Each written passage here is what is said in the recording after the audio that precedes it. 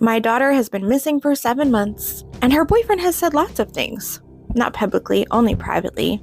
And I don't know why I keep keeping this kind of stuff to myself and why I continue to try and protect people who have done nothing but cause me harm and misery. So here goes. This is my second try at making this video. I keep screwing it up. My daughter has been missing for 7 months. And over those 7 months, her boyfriend has had a lot to say. Let's start with what happened during the Cash App crisis. A couple weeks into my daughter's going missing, we were sent multiple requests for money on Cash App by someone insisting that they had her and that they would release her if we sent the money. The day after we started getting those messages, Layla's boyfriend contacted my ex-boyfriend, who was helping me run around and look for her, and was begging him to send the money, and insisted that my daughter was being held in a basement in Lynn Garden, which is a neighborhood in Kingsport, Tennessee. Yeah, none of that was true. At some point shortly after, I started receiving text messages from individuals he had contacted trying to sell my daughter's food stamp card. It was an open investigation and she was considered missing and endangered, so of course no one was going to buy the food stamps from him. So shortly thereafter, he started rumors that he had been contacted by authorities, that Layla had been found on the side of the road, no longer alive. He called multiple individuals. A lot of them were the same individuals he was trying to sell the food stamps to. And in my thoughts, it was because he wanted them to believe that there was no longer a missing persons investigation, she had been found and was no longer alive, and here, now you can buy the food stamps. He successfully made a ton of people in town believe that she had been found and was no longer alive. At some point in late January, he contacted a young lady who was friends with Layla from before him and Layla were dating, and was visibly upset and was saying that he knew where she was and she was being held against her will, and all he needed was a ride to get there. So, this girl, caring, was like, okay, all right, let's go get her. Let's do this.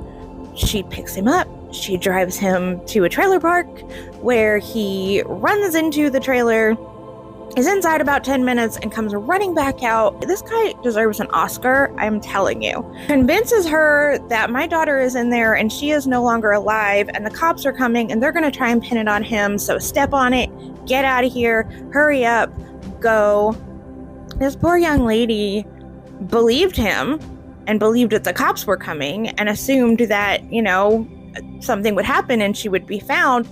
And when she wasn't, she reached out to me and authorities and was like, this happened, nothing ever came of it, I just wanted to let you know. My daughter was never there. I suspect he took this young girl to this trailer simply because he needed a ride. He needed a ride from where he was to obtain substances, and she fell for his dupe. Someone else reached out to a family member of mine and said that they had run into him at a friend's house. The gentleman that gave us the information didn't know him, didn't know a whole lot about Layla and the situation, but he was sitting there, the boyfriend was there, and at some point, Mr. Boyfriend breaks down in hysterics and tells a story about how he and Layla went night swimming, and they had a beautiful romantic swim and everything was great. And then they stopped swimming and sat on the side of the lake, at which point they decided that they were going to use their substances. And he insisted through his tears and hysterics that she overdosed, and he left her there on the side of the lake. Don't know where the lake is. Don't know when, right? It would have to have happened after Tuesday the 27th, when she was last seen alive. But wait, weren't you looking for her also? Like, I don't believe this story. I don't believe authorities believe this story. He has told so many stories at this point. There's no way of telling what's real and what's not. There just really isn't any way this lake story is plausible considering the timeline. Like, and so many people are like, he needs to be questioned again. He's been questioned.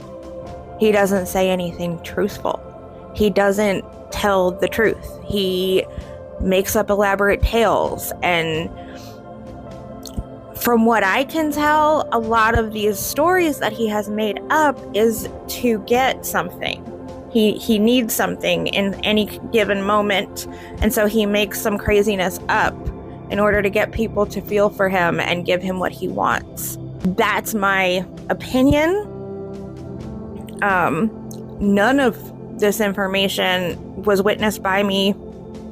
All of it is alleged. I've seen some screenshots, but other than that, it's all alleged. But these are the things that I'm hearing. This is what I've had to deal with for 7 months. Yeah. Oh, and let's not forget, this young man has spent the last 7 months trying to convince the people closest to him that I want to sleep with him. He told a lot of people that his home was raided because he wouldn't sleep with me. I have the screenshots on that too. And I just find it very interesting that that is his response when people on the internet ask him, like, why are they investigating you or whatever. I don't have that much power, okay? Like, even if I want, even if that was a thing, I can't even say it. Even if that was a thing, I still don't have enough power to send the TBI to your house and friggin', are you crazy?